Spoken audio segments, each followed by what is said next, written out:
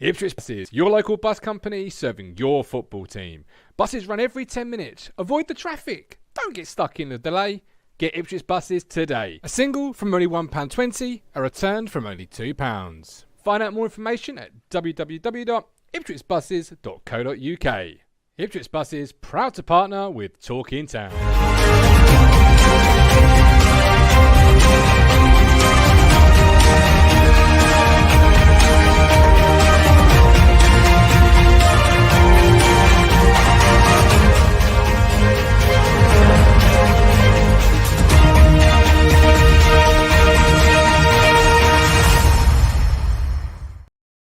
Hello again, my friends, and you are my friends, and welcome to your Ipswich Buses pre-game show. It is, of course, AFC Wimbledon this evening. We are about 15, 20 minutes away from kickoff. Team news is running along the bottom. Looking forward to getting into the weeds with you, Town fans, and just discussing our football team. Just one quick fact, if you're watching this on YouTube, please do hit the like button. There will be a like target for a half-time show. But if you know somebody at the game, we are also broadcasting the pre-game show on Twitter. So they're sat freezing cold waiting for the game to start. Tell them to look up at HDR Martin and they can find this show on Twitter and they can get involved as well. Lots of chat coming in. Don't forget, you can support the channel by becoming a YouTube member. So if you're watching the YouTube again, get involved. Become a YouTube member. Adam Blamplate, is exactly that, a YouTube member. What are the FA thinking? I'm going to see red cards at every corner and free kick now. Well said, Adam. Manalos, really poor lineup here. Not happy with the team. But Simon says, I trust the manager. Dino, part one, very bold lineup. All the people who say Jackson needs to play as in the front two have got their wish. Guilty. Plus, with Carroll and Backinson not been playing much, there is no midfield cover. And the second part of the comment, a good comment, is and Bond, Selina and Chappers on the bench, plus no Haladki today. Norman, hope one of my midfielders doesn't get injured. No cover on the bench. Good evening, Sarah. Good evening, Killerbot 2KD. Good evening, EJ Norris. Good evening, Simpson Spiders. Saw Dazelle Senior in Iceland today. He reckons 4-0 Town. Well, there you go. EJ Norris, new YouTube member. EJ, welcome to the party, my friend. I know you've been here a while, but thank you for supporting the platform and becoming a member. You can, of course, also support the platform through Ko-Fi, one-off donations, or as many have done, commit to a monthly contribution. There's no difference between YouTube and Ko-Fi. We're all one big community. It's just whatever suits you. Right, let's get on with our show. Rob Holmes, to be fair, Backinson and Carroll have been thrown in tonight due to injuries and Morsey. Good evening, Daniel. Welcome in. Right, let's get going. Let's bring in the man, the myth, the legend. He has an epic theme tune. Hopefully, at the very end of it, tonight is... Oh, no, he's not there. All right, I have to bring in you, Steve. Sorry. You are also a legend. I mean, you're also a legend. Do you know what I mean?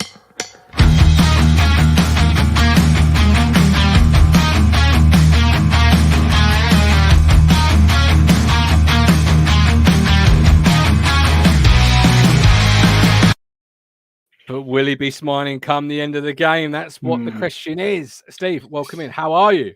I'm not too bad. Yourself? Not too bad. Lovely shirt there, Steve. Talk us through that one, my friend. Was it 1981, 1982? Bit before my time, of course, but I haven't worn this one in a while, so... Stunner. It's a stunner. Yeah, Got the good doctor. Good evening. We've got Kieran. Evening, Gov. I'd like a solid 3-0. MW feels like a sink or swim team. Backinson and Carroll, Jackson and Norwood. K-Mac knows beat. Very strong bench for me. Yeah, it's a strong bench. Interesting lineup. Before we get into the lineup, we'll bring Neil in a second. But how are you feeling? What's the temperature test at 7:25 ahead of this one? Because I was talking to a member of the TT community outside Tesco today, and I said to you now, Steve, it's a must win. It's a give me. Yeah. It's got to be a give me. How do you see it? This is it. It is, isn't it? I mean, I know we're going to get onto the lineup. That's not helped my confidence so much. I'm sure McKenna knows what he's doing. I'm not going to question it, not going to doubt him. But it does. I mean, we've had a couple of good starts his first two games, then obviously Bolton, and now it feels like we're starting to build something again following Saturday. So spot on. If things go our way tonight, we could be 5-6 points off the playoffs if things.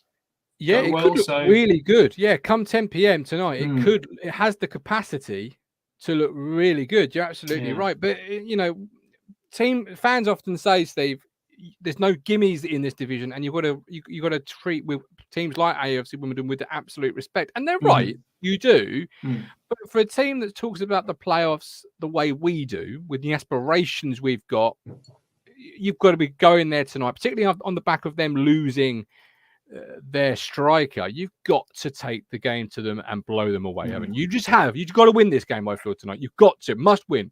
Yeah, absolutely. There's no, I think nothing else will do. A loss, obviously not. A draw, while not the end of the world, isn't ideal. So definitely, need to get all 3 points tonight.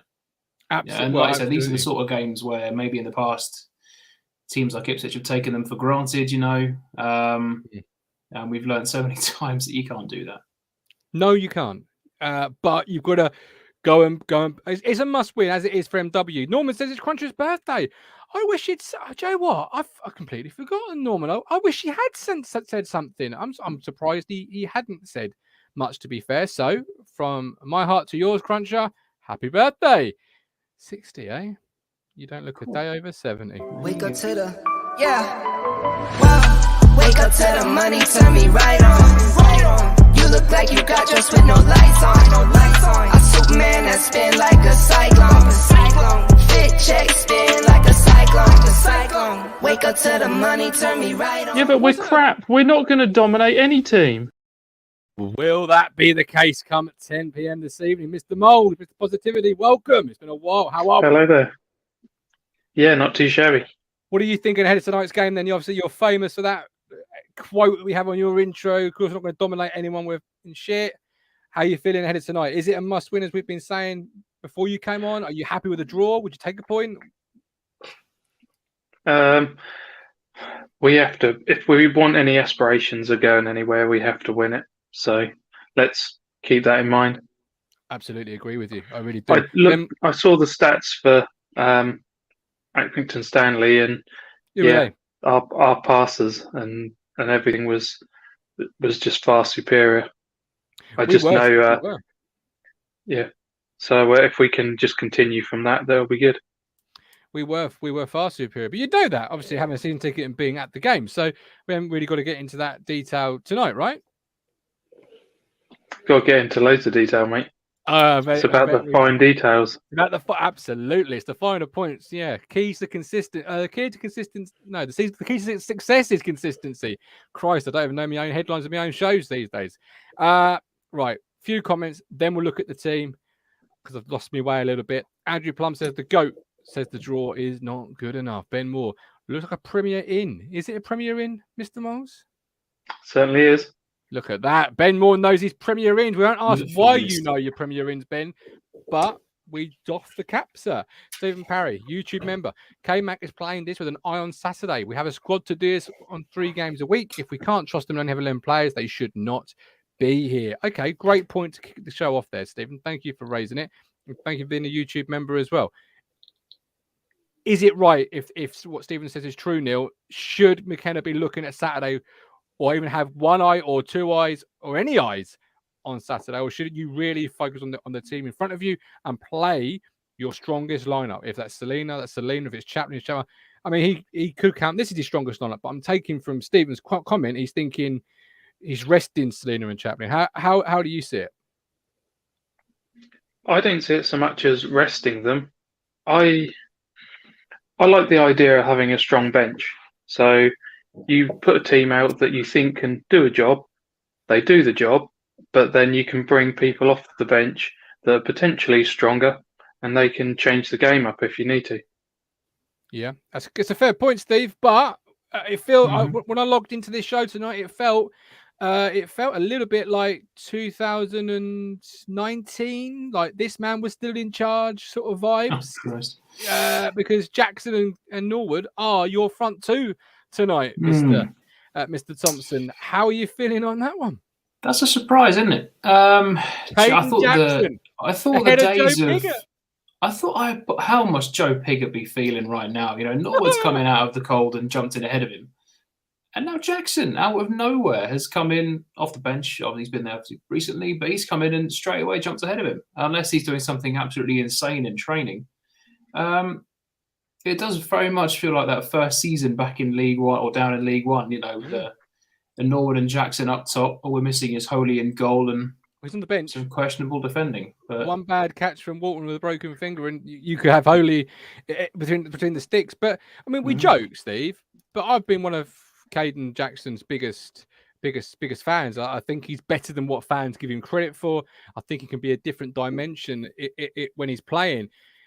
That said, you equally have to take your hat off to him, Steve, and say he must have kept his nose clean, got his head down, and worked exceptionally hard to be a player that was told he could leave, to now being ahead of Joe Pigott, who was a January window, and arguably ahead of Chaplin or Salinas, because both of those should be fit enough to play another game, but he's been trusted to come on in. So I suppose if he has got one eye on Wednesday, I mean, that's going to be a trickier game than tonight. You'd have thought, you're better off having maybe Bon up front with Selina, Chaplin, whoever it may be. So maybe play, I don't want to say the weaker of the two sides because they're no way weaker, but maybe play your preferred side at the weekend. But Jackson's got some pace, and if he's doing all right in training, fair enough. I mean, we thought Norwood was going to be out of the door come January, and he's done very well for himself. It may be the same with Caden Jackson. We all thought, I certainly did, that Jackson's time in an Ipswich Town shirt had come to an end. So, and if I he think is cracking on, then fair play. I think many fans, I'm just reading Ben Moore's comment here, Neil. Pace is all he offers. I'd love to be proved wrong. You've played centre-half, you've played midfield, but particularly going back to your centre-half roots, Neil, pace is the one thing you can't train, you can't develop. You either have it or you do not. And that stands also for centre-halves. And when you are a centre-half that hasn't got pace, and I speak from experience myself in this, it's incredibly hard knowing you're going up against somebody with pace, right? I can agree with you these days because I'm a bit of a couch potato. But back in the day, I just always like to jockey him and say, try your hardest, because I could keep with most. It's very true, yeah. So it's probably from my own experiences here. I hated playing centre forward with pace. Hated it because you give them a yard, give them 2 yards, they can then play in front of you, or they can bring other players into it. It gives them time on the ball. If you get touch tight, they can spin you. They can go in behind. They take you places you don't necessarily want to go. And is this Neil Kieran McKenna doing what Kieran McKenna of what we think he's starting to do at this football club, and that's looking at an opposition on a week-by-week basis and looking at it and saying, okay, Wimbledon, their weakness is pacing behind. They can't seem to handle it. We're going to bring Jackson into the fold. However mad that might sound, however strange that might feel to a fan who's seen Chaplin play really well at the weekend, this is the way K-Mac is seen we need to exploit it. Is that exciting? Is that the way you're thinking? Yeah, I actually like the idea of that because it means he's actually looking into the teams we're coming up against and he's got a plan against them. And that's something we've lacked, in previous years. And also with the Jackson thing, he's a player I have liked, but he's I almost feel a little bit let down by what I've seen on the pitch in more recent times. So, if we can get a bit more of the old Jackson, then that'd be brilliant. Yeah, absolutely. We've got Dino, where's Haladki? Yes, second game in a row he's missing Dino. Stephen Parry, Pickett needs to show his worth in training for me, says he's not doing it. I agree to an extent, Steve. Then I also disagree because training isn't where you should earn your money. Like, you can train really well and be a really poor player on a Saturday afternoon, and vice versa. You could train really poorly Monday to Friday and turn it on against other players. Which we've seen, Martin. Even in lower levels, there's always lads that are better at one than the other. Absolutely, without saying names, one guy I know, technically one of the best I've ever seen in training on a match day, couldn't do it. But and you're right, that's the case. And this is a player, Steve, that arrived having scored 20 plus goals. So he's proved he can do it on a Saturday afternoon, Tuesday evening, when the chips are down, when the competitiveness comes in, when it's actually meaning something. So I get what Stephen's saying, but are you a bit dumbfounded the way I am to see Pigott not getting these opportunities? Yeah, I am. I mean, I know it's tricky, isn't it? Because you can say that he hasn't really delivered so far this season, which I think maybe, but he's not had the most chances to do so. Bond's still been getting a long run in the team even during the goal drought. If you had played Piggott for a few more games, you may have got a bit more out of him. Obviously, we don't know what goes on in training, but it is a surprise because there was quite a bit of fanfare when he did arrive. It was a big thing. So it is a surprise, and I do wonder sort of how he's feeling now. Jackson's come in out of nowhere and jumped ahead of him, unless this is obviously with a view to selling Jackson in the remaining days.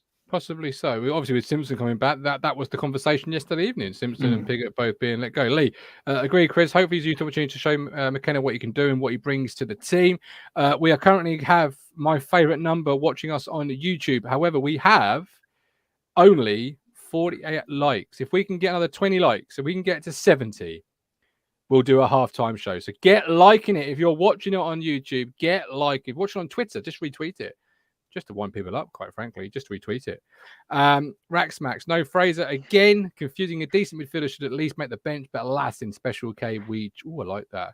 That's got some legs in it from a marketing point of view. Special K. Right, not Piggott, I do apologise. Sam Morsey, given a 4-game suspension from the FA following what they deemed to call violent conduct from this weekend's Accrington Stanley game. So, Backinson and Carroll have the two tasks to lead the job tonight, Steve. 4 games. Backinson, full debut. Talk to us about that midfield issue, because who do you want to play there? And is it an opportunity for Backinson and Carroll to form a partnership and take it forward? 4 games. It's a long time. I want Morsey there, but, that's not so do I. Yeah, so, it's absolutely ridiculous, mate. We don't know how long Evans is going to be out for. Yeah, I mean, it's good to see Backinson. I mean, he's sort of been chucked in now, straight starting, obviously after a sub appearance last time. It's a good opportunity for them. I think the 4-game thing, Callie says it's 4 games as opposed to 3. It's his second red of the season. I think it. Have you seen the incident in question, Neil? I haven't. Okay, so Steve, I heard about it, but yeah. I'll stick with Steve then. I know Steve has seen it. Now you know the punishment. Has your opinion on it changed? Have you seen what you feel the FA have seen, or are you still looking at it a little bit like I am and thinking, fucking play football, boys?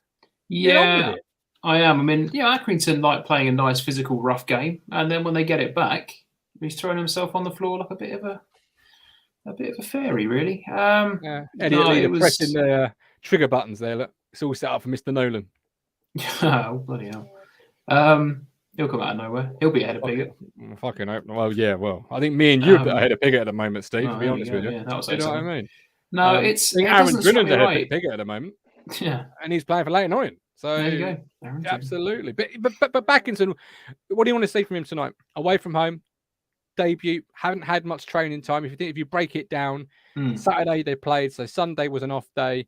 Monday you've done light work because you've got a Tuesday night game. So potentially done a little bit of shape work, potentially, but more than likely just a little bit of basic casual ball work. So not much training to go on. So what do you want to see from him tonight? It's a tricky one, isn't it? I'd like to just see some consistency. So I don't want to see any sort of rustiness from him. I mean, that you can maybe sort of expect it, I suppose. But playing the championship only 7-10 days ago. Was playing Fulham against Fulham, I think. So he should be ready. I want to see some consistency with him. He's obviously come with a good reputation about how he plays. People have said the odd things about him coming from Bristol. It was Bristol, wasn't it? It was Bristol City. Yes. It's a bit of a brain fart. So I get them all the time. So yeah, he's come with a few positive things to say about him, and a few things about maybe his attitude, I think, from Bristol. But yeah, I try to see a nice sort of strong shift tonight, some consistency. It'd be nice to see him start to form something with Carroll. So is Carroll the answer, Neil, or do you feel actually the answer for the next 4 lies within another member of the squad, and if so, who? He has moments of being good at certain things, but yet again on the weekend he was a bit lightweight, and he just doesn't do enough overall.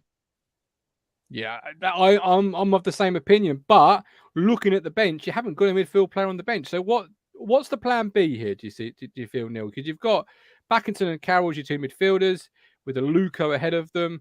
But the bench is Holy. He wouldn't play in midfield, you would have thought. Burgess, Selina, Edwards, Chaplin, Bon, and Pigott. So what is the plan B here? If you're in that dugout, what would your plan be if one of them, God forbid, touch wood doesn't happen, gets injured? Well, if it's a Luco, you'd just swap Chaplin in, wouldn't you? But obviously, if it's one of the other two, then you'd have to. What would you do? Because there's no formation that doesn't have normally a two in midfield. So what do you do? Yeah, but are you considering that we've got two deep, one forward, or? I'm thinking it's 3-5-2 tonight. That's what I'm thinking it is. Yeah, so but have you got two midfielders holding deeper than the other one? Because if that's the case, then you could potentially switch it, and you can have two high, one low. Yeah. Is that a testament, Neil, then to McKenna's thinking in this game, in the sense of he senses it the same way we do as fans? Must win, and we're going to go at it. So if we do have to go down to a change, we're going to go with the attacking change as opposed to a like for like. Yeah. Plus, you're also, considering what options he has actually got that would help us out. El Mizani. I mean, you've got the options, Steve, in the squad. I'm just surprised that one of them hasn't had the call up to be a part of the squad. Yeah. For me though, El Mizani's that forward role again, and is he better than Chaplin? Well, he's played in the holding role when he has featured in the team, particularly Sheffield Wednesday at home. I remember him playing as a more of a deeper foil. Does it speak, Steve, to McKenna seeing this game as we need to be the aggressor? Yeah, I think so. I mean, going back to El Miz, I thought, to be honest, if Morsey was going to be out, then obviously we've lost Evans as well. It would be El Miz that would step in and maybe get the job ahead of Backinson, considering Backinson's only been with us for a few days. But yeah, I think it does. And if we can be the more aggressive team, we'll be okay. Okay, we are 3 minutes. I still trust it. So 3 minutes to kick off. Kev, sure, perhaps you studied Wimbledon and seen they keep a high line. Exactly as we were saying earlier in the show, Kev. Great point. And why Jackson is starting. Absolutely. Could be a part of that McKenna analytical driven, actually responding to what a team doesn't do well. If it is, I like it. 3 minutes to kick off. So we will have our bold predictions. Guys, we have smashed the light target. We'll be back for the halftime 10 minutes, where we will tell you one player we feel playing well and one player we feel isn't playing well. But for now, bold predictions. I want to see him flying in the chat, please. Although Carl Brooks, first of all, I'm surprised Harper isn't on the bench. Genuinely think he would suit McKenna Ball. He has more freedom under him than Cook. And Carl, he's also player of the year. And you won't know if he really is player of the year unless he gets on the football pitch. So that prediction's still safe.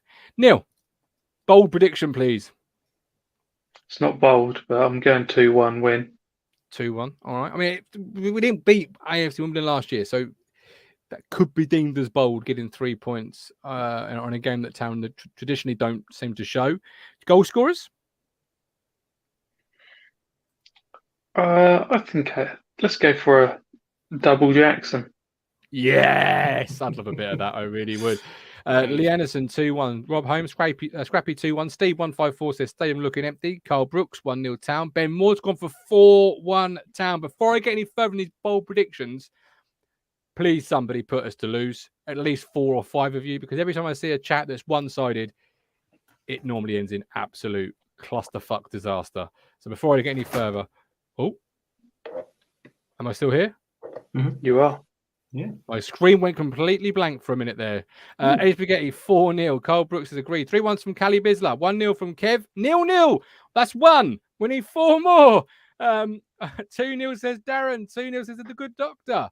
0-2 says Simon Wall. 2-0 Wimbledon says Manolos. Love it. That's 2. We need 3 more people to genuinely say it. Steve, what is your bold prediction, please? 5-0 Wimbledon. Love it. There we go. What are you saying, Steve? I'm going to go 3-0 Town. 1 goal from Norwood and 2 from Aluko. Oh, Luco back on the score sheet. Okay, I'd love to see a Luco on that score sheet. He needs to get on it more often. Gov 3-0 to the Wombles. Love it, Stiggy. We're doing it. We're slowly creeping up towards it, but we've run out of time. So we'll see if the jinx is real. We are back at halftime for the halftime 10 minutes. But until then, with love, with care. Here's Neil. Here's Steve. I'm the Gov. See you after. We're on a journey, looking back on the things that we've taken for granted, but feels like we're learning to be better.